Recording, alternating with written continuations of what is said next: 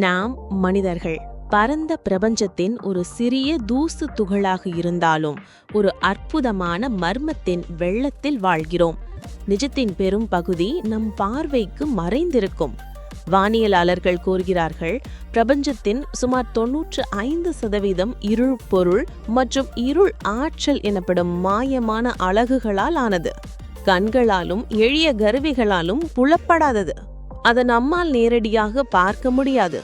ஆனால் அதன் ஈர்ப்பு, அதன் தாக்கம், அதன் பரவல் அனைத்தும் விண்மீன்களின் நடத்தை, விண்மீன் குழுக்களின் இயக்கம், காலத்தின் விரிவு போன்றவற்றில் நுட்பமாக பதிந்துள்ளன. ஆனால் இந்த மறை உலகம் வெறும் விண்வெளியில் மட்டுமில்லாமல் நம்மை சுற்றியும் நம்முள் உள்ளதுமாக இருக்கிறது. நமது உணர்வுகள் உண்மையின் ஒரு சிறிய துண்டை மட்டுமே பதிவு செய்கின்றன.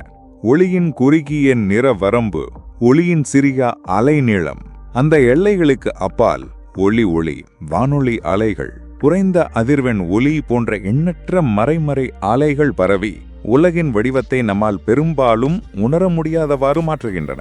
ஆழ்கடலின் இருட்டில் ஒலிக்கும் மனித காதல் கேட்க இயலாத உயிர்களின் அழைப்புகள், வானத்திலிருந்து திடீரென விழும் விண்கற்கள், நம்மை ஊடுருவிக்கலும் பேய் போல் கற்பனை செய்யப்படும் நியூட்ரியோ துகள்கள், இவை அனைத்தும் நம்முடைய அன்றாட வாழ்க்கையிலும் நடைபெற்று கொண்டே இருக்கின்றன. ஆனால் நம்முடைய விழிப்புணர்வு அவற்றை அரிதாகவே பிடிக்கிறது.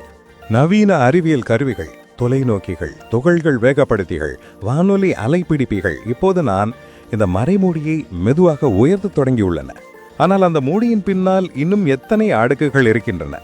ஒவ்வொரு அடுக்கையும் நீக்கிய பின் அதன் பின்புறம் இன்னொரு ஆழமான மர்மம் காத்திருப்பது போல் தெரிகிறது. இந்த எண்ணமே நம்மை வியப்புல ஆழ்த்துகிறதா? மனித அறிவின் பயணம் முடிவில்லாததாக இருக்கலாம். ஒருவேளை நிஜத்தின் முழு உருவத்தை நாம் ஒருபோதும் காண முடியாமல் போகலாம். ஆனால் அந்த தேடல் பயணம்தானே நம் இருப்பின் மிகப்பெரிய பரிசாக இருக்கலாம்.